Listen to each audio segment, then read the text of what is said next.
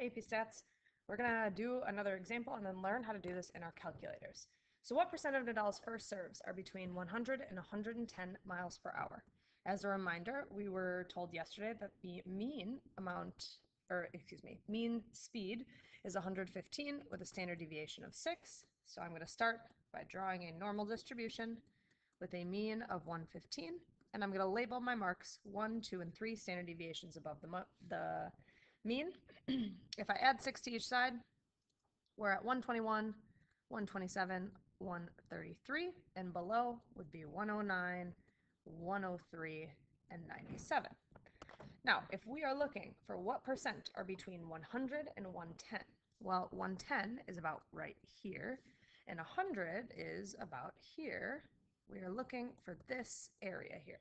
We are looking for the proportion of x values that are between 100 and 110. Now to calculate this, we can take a little bit of time to find a z-score for each of these values.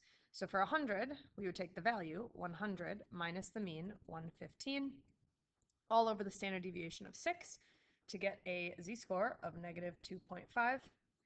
For 110, our z-score would be 110 minus 115 over 6. That gives me a z-score of negative 0.83. Those make sense, right? This is 2.5 standard deviations above the mean right here. Excuse me, below the mean, below. And this negative 0.83 is a little bit less than 1. This is helpful because we can use those and table A to calculate some area under the curve. And more specifically, we are going to do a very similar thing that we did in class the other day, where if I want this red area, I'm going to find the area to the left of 110. So that's going to be the area to the left of 110. Area to left of 110. And then I'm going to subtract from that the area to the left of the 100. Of course, my colors, there we go, are not getting there. So this purple would be the bigger area, and we're going to subtract from it the green. I don't have table A up and handy. Actually, I could do it pretty quickly. If we go to table A, we are going to be looking on the negative side. It's going to be a little hard for me to point, but negative 2.5, negative 2.5, and it's negative 2.50. So 0.0062, 0.0062. And then to the left of negative 0.83, 0.8, and then 0.83 is 20.33, or 0.2033. Again, we're taking that 20% and we're subtracting from it that 0.6% to get me a final answer of 19.71% here. And this is not bad. I don't think any of you are wildly challenged by this, but we are going to be able to do this in our calculator much faster in a moment. There's one more type of example I want to show you, and it's similar to one we've already done. According to the CDC, the heights of 3-year-old females are approximately normally distributed. Okay, I'm going to draw my normal curve with a mean of 94.5 and a standard deviation of 4. So mean 94.5, standard deviation is 4.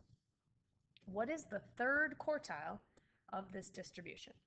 When they say third quartile, they are looking for the value, Q3, that has 75% to the left. So I know it's got to be above the mean. Now I don't know exactly where, not super important exactly where I put it, but this is what we are looking for. What z-score gives me an area of 0.75? Again, I'm going to look at table A, but this time I need to look inside the table. I'm looking for a percentage that's close to 75. So I'm seeing here, like, here's 74, here's 74, here's 75. And again, as we mentioned, either of these is going to be acceptable. I'm going to choose this one, 75.17, which is 0.68. A z-score of 0.68, this again is your z-score, would give me 75% to the left. However, they're not asking you for the z-score. They want the actual height that would give us that number. So what do we need to do? We know z is equal to value minus the mean over the standard deviation.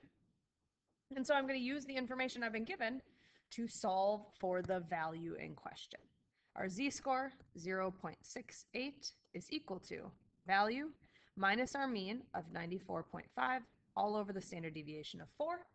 We are solving for x, meaning we're going to multiply both sides by 4, add that 94.5, and I would get a value of 97.22 centimeters.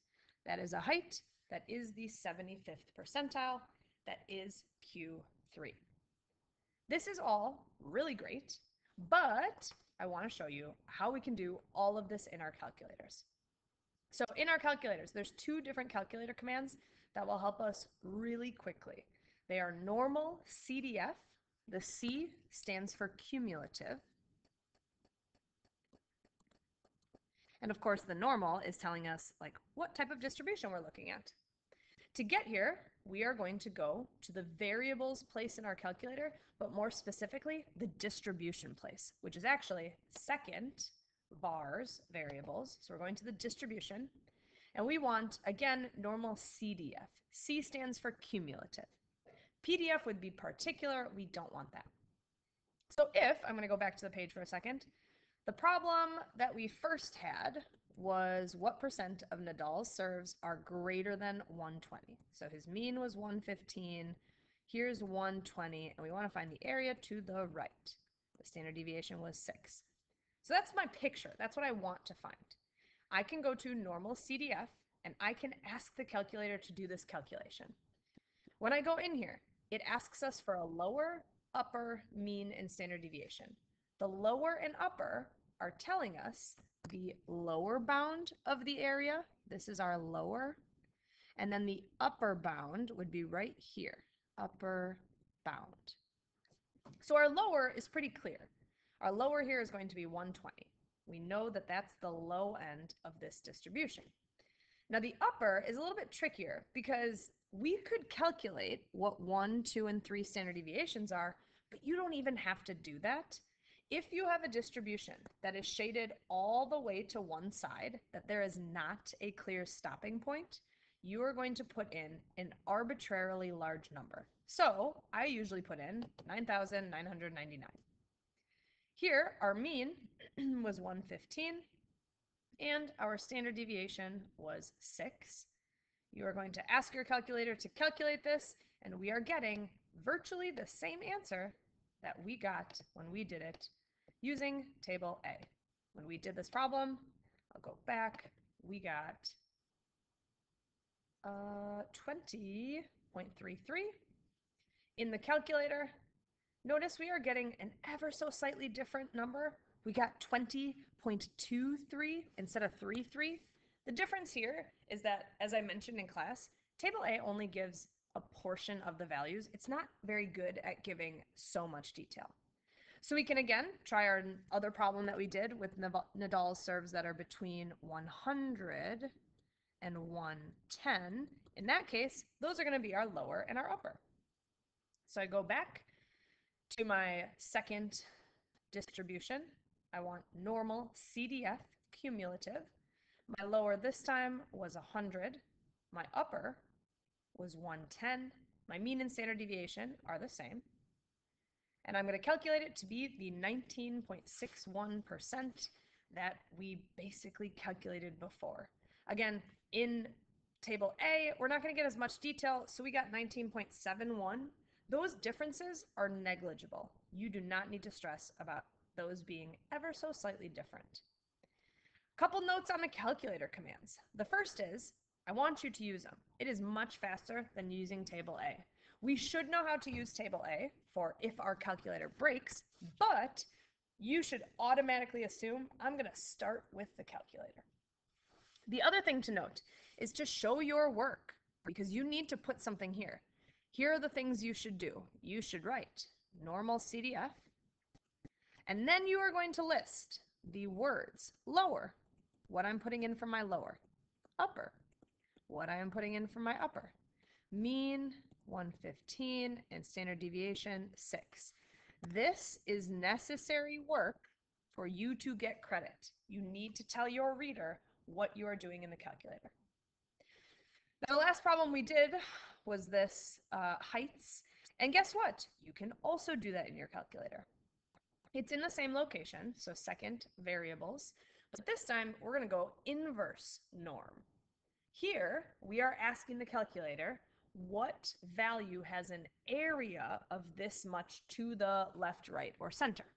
So in that problem, we wanted a value that had 75% to the left. So I'm going to write that as a decimal, 0.75.